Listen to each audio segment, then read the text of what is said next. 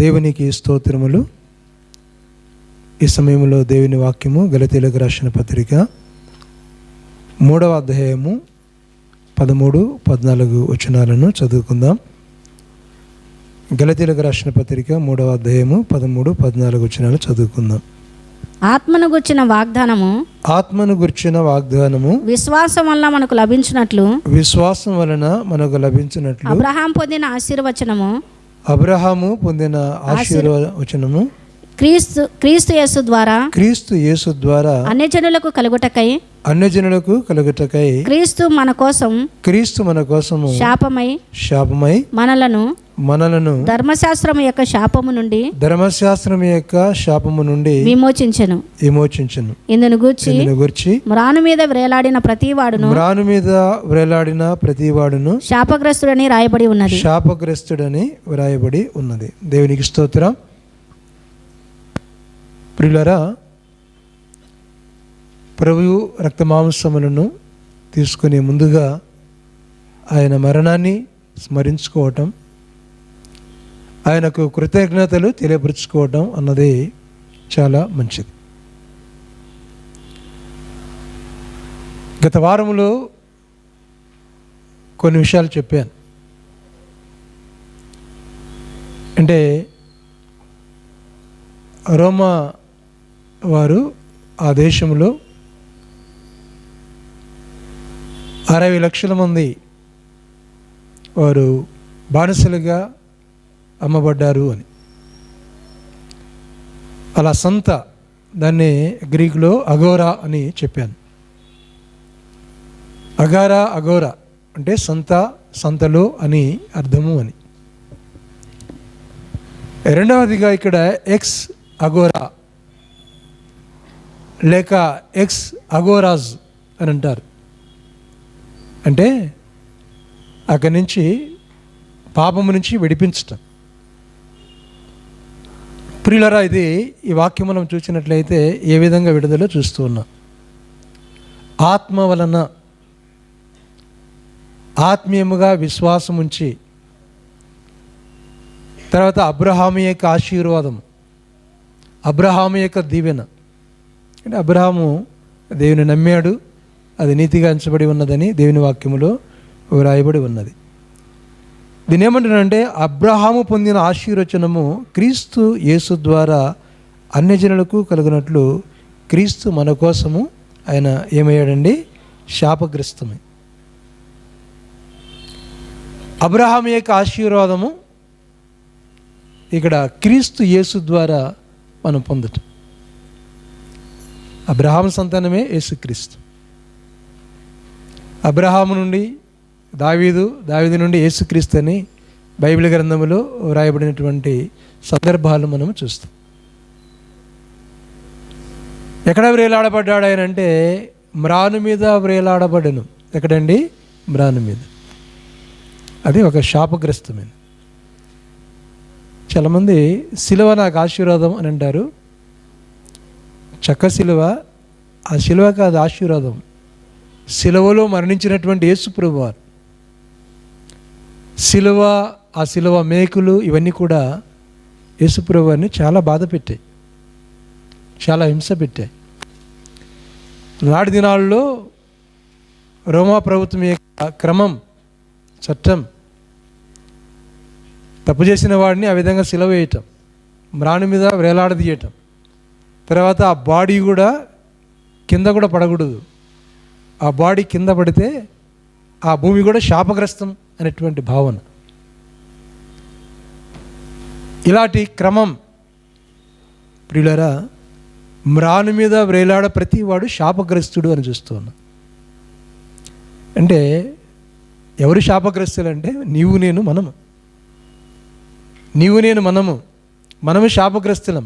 కాబట్టి ఈ శాపాన్ని యేసుక్రీస్తు తీసుకున్నాడు అన్న లేఖన భాగాన్ని చూస్తూ ఉన్నాం. అంటే అక్కడి నుంచి విడుదల, విమోచన. ఎక్స్ అగౌరాజ్ అంటారు. ఎక్స్ అగౌరాజ్ అని అన్నప్పుడు అక్కడి నుంచి విడుదల కావటం అని దేవుని యొక్క వాక్యం సెలవిస్తుంది. ఇక్కడే 4వ అధ్యాయము 4-5 వచనాల్లో గలతీయులకు రాసిన పత్రిక 4వ అధ్యాయం 4-5 వచనాలు ఎక్కడ కూడా అయితే కాలము పరిపూర్ణమైనప్పుడు దేవుడు తన కుమారుని పంపెను. ఆయన స్త్రీ యందు పుట్టి మనము దత్తపుత్రము కావాలనని ధర్మశాస్త్రముకు లోబడి ఉన్న వారిని విమోచించుటకై ధర్మశాస్త్రమునకు లోబడిన వాడాయన. ఎక్కడ పుట్టాడంటే స్త్రీ యందు పుట్టి తర్వాత విమోచించుటకై. అందరూ జన్మించిన వారే కదండి. తల్లి గర్భం నుంచి జన్మించిన వారు ఎక్కడి నుంచి? అక్కడ ఆదాము అవ దగ్గర నుండి. ఈ మధ్య నాకు ఒక విషయం జ్ఞాపకం వచ్చింది. దేవుడు ఆదాముని ఎందుకు ఒకేసారి యవనస్తుడిగా చేశాడు అని. మీకు ఎప్పుడైనా అనుమానం వచ్చిందో లేదో తెలియదు, కానీ నాకైతే అనుమానం వచ్చింది. ఒకేసారి దేవుడు ఆ ఆదాముని ఎందుకు యవనస్తుడిగా ఒకేసారి చేశాడు అని. ఒకవేళ ఆదామే ఎవరికైనా పుట్టి ఉన్నట్లయితే ఆ బాబుని పెంచేవారు కావాలి కదండి. స్నానం చేసేవాళ్ళు, టాయిలెట్ కడిగేవాళ్ళు, ఇలాంటి వాళ్ళంతా కావాలి. మనం తల్లిదండ్రులుగా పిల్లలకు పుట్టినప్పటి నుంచి వారిని చాలా క్రమంగా చూస్తున్నాం, చాలా జాగ్రత్తగా చూస్తాం, చాలా క్రమంగా, చాలా జాగ్రత్తగా. నేను 10 గంటలకు 10 లోపలనే బయలుదేరి కిందికి వచ్చి వస్తున్నా. మా ఇంటి దగ్గర ఉన్న పక్క వారి తల్లిదండ్రులు వారు చర్చికి వెళ్ళి, ఆర్ఎస్ఎం చర్చికి వెళ్ళి వస్తున్నారు. బయట పాప వదిలితే ఆ పాప చిన్నగా వస్తూ ఉంటే వాళ్ళమ్మ చూస్తూ ఉంది. అమ్మ జాగ్రత్త అని చెప్తా ఉంది. అంటే మెట్లు ఎక్కే సంవత్సరం 6 నెలలు 7 నెలలు ఆ పాపను జాగ్రత్తగా ఎక్కమ్మ అంటే తల్లిదండ్రులు ఉన్నారు కాబట్టి వాళ్ళు జాగ్రత్తలు తీసుకుంటున్నారు. గర్భములో పడినప్పటి నుంచి పెంచటం, మొయ్యాలి, తర్వాత పెంచాలి.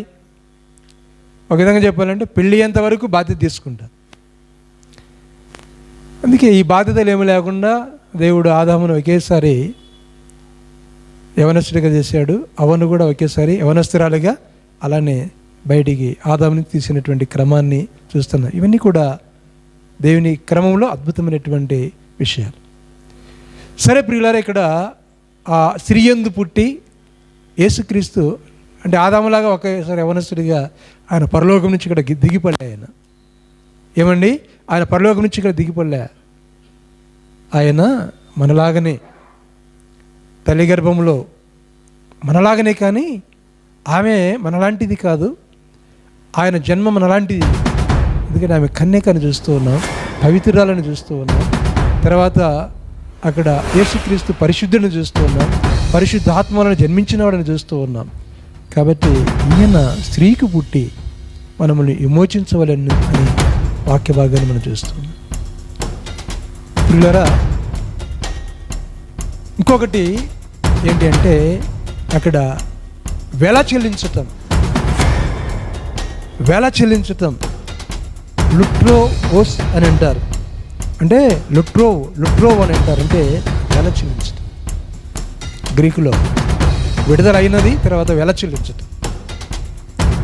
దీన్నే మనము లూకాసు సువార్త 24వ అధ్యాయము 21వ వచనంలో దేవుని వాక్యాన్ని మనం చూసినట్లయితే అక్కడ 24-20 లూకాసు సువార్త 24-21 అంటే ఇశ్రాయేలు ప్రజల గురించి మాట్లాడుతూ ఇశ్రాయేలును విమోచింపబోవాడు ఈయనే అని మేము నిరీక్షించి ఇదిగాక ఈ సంగతులు జరిగి నేటికి 3 దినములాయను. అంటే యేసుప్రభు వారు సమాధి నుంచి తిరిగి లేయటం. ఫస్ట్ కొరింథియన్స్ 15వ అధ్యాయంలో 2-3 భాగాలు చూస్తున్నాం కదా. ఆ విధంగా అక్కడ ఇశ్రాయేలును విమోచించువాడు ఆయన సమాధి నుంచి తిరిగి లేచాడు. 3 దినాలైన దీన్నే వెల చెల్లించాడు. ఆయన ఎలా? తన దేహం ద్వారా వెల చెల్లించాడు, తన గాయాల ద్వారా వెల చెల్లించాడు, తన ఆ శ్రమ ద్వారా వెల చెల్లించాడు, తన రక్తం ద్వారా ఆయన వెల చెల్లించాడు. జ్ఞాపం చేసుకుందాం. ఆ విధంగా ప్రభు యొక్క మరణాన్ని మనం చూస్తాం. లుట్రోవ్ అని అంటారు. అంటే వెల చెల్లించటం. దీనిని 1వ పేతురు పత్రిక 1వ అధ్యాయం 18-19 వచనంలో మీరు వెండి బంగారం వలన క్షయ వస్తువుల చేత విమోచించబడలేదు. కానీ అమ్మో, బంగారం అంటే మనకి ఎంత ప్రీతో కదా, వెండి అంటే మనకు ఎంత ప్రీతో, ఇంకా డబ్బు అన్న కూడా ఎంత ప్రీతో. దాన్ని ఇక్కడ పేతురు గారు ఏం మాట్లాడుతున్నాడంటే క్షయమైనది. ఏమైనదంట? ఏమంటున్నాడండి? క్షయమైనది. వెండి బంగారాన్ని ప్రజలు ప్రీతిగా చూసుకుంటున్నారు, డబ్బును ప్రీతిగా చూసుకుంటున్నారు. కానీ ఇక్కడ యేసు యొక్క మరణాన్ని జ్ఞాపం చేస్తూ ఇక్కడ పేతురు అంటున్నాడు అది క్షయమైనది. ఏంటంట? క్షయమైనదంటే నశించిపోయేది, అక్షయమైనది కాదు, క్షయమైనది, నశించిపోయేది. వెండి బంగారం నశించిపోయేది అంటున్నాడు. అలా కాకుండా గొర్రెపిల్ల రక్తము చేత, అమూల్యమైన రక్తము చేత, ఏంటండి ఆ రక్తం? అమూల్యమైన రక్తం. కొన్ని సందర్భాల్లో ఎవరైనా ప్రాణాపాయంలో ఉన్నప్పుడు అదే బ్లడ్ గ్రూప్ ఎవరికైనా ఉంటే ఆ రక్తాన్ని ఇస్తారు. అయితే ప్రాణాన్ని రక్షిస్తుంది ఒక వ్యక్తిని అని అనుకుందాం. కానీ యేసు రక్తం అమూల్యమైనది. ఈ యేసు రక్తం ఎలానంటే ప్రపంచాన్ని, అంటే ఇశ్రాయేలు ప్రజలను, అన్యజనులను,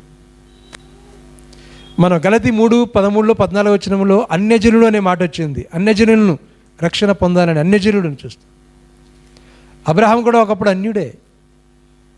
అబ్రహాం ఒకప్పుడు అన్యుడే. అది యెహోషువ గ్రంథంలో మనం వాక్య భాగాలు చూస్తాం. అక్కడి నుంచి ఆశీర్వాదం ఏ రీతిగా వచ్చి ఉన్నదో జ్ఞాపం చేసుకో. లుట్రో అంటే అక్కడి నుంచి వెల చెల్లించటం, విడుదల చేయటం అన్న వాక్య భాగాన్ని మనం చూస్తాం. ప్రియులరా, ఈ రీతిగా ఆయన విమోచించి, ఆయన విడుదల చేసి, ఆయన సొత్తుగా, ఆయన బిడ్డలుగా ఏ రీతిగా ఆయన చేస్తున్నాడు అన్న విషయాన్ని జ్ఞాపం చేస్తున్నాడు. ఈ విమోచనాన్ని ఇంకోటి తీతు పత్రిక 2వ అధ్యాయం 14 వచనంలో వ్రాయబడిన లేఖన భాగాన్ని చదువుకుందాం. లుట్రో అనేటువంటి ఆ వాక్య భాగాన్ని జ్ఞాపం చేసుకుందాం.